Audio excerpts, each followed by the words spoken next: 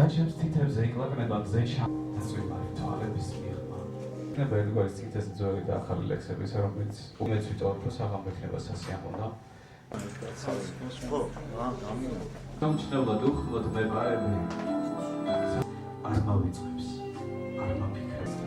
ეს ალბათ გავლენა მაინც მე აღმოჩნდა რთულია. არ გავფარა, ვიცი რთულია. უნდა შეეძლოთ. Ჩვენ გახლავთ რიგით მეორე პოეზიის საღამო, თუ არ ჩავთვლით იმას, რომ კომბინირებული გამოფენასთან ერთად ეს უკვე იყო წარსულში. თუმცა შეხება აქტიურ მოღვაწეობას ამ კუთხით, ეს ალბათ 3-4 წელი შეიძლება შემოიცვას ამ ჩამონათვალმა.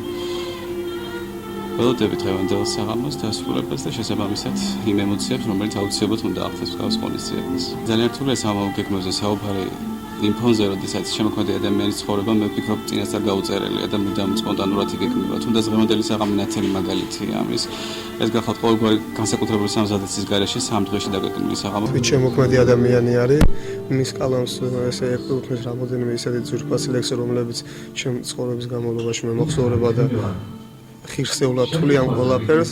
არის აგრეთვე ძალიან ცნობილი მხატვარი, მე ესე ვთვლი, ერთ-ერთი ძალიან ესე ვთქვათ ბათუმელი ახალგაზრდა ისეთი მწერალი, ისეთი შემოქმედი, ისეთი პოეტი ადამიანი არის, რომელიც აუცილებლად ჭირდება საქართველოს, კერძოდ ბათუმს, იმიტომ რომ ბათუმი პატარა, ესე ვთქვათ პოეტების პატარა აკვანი არის.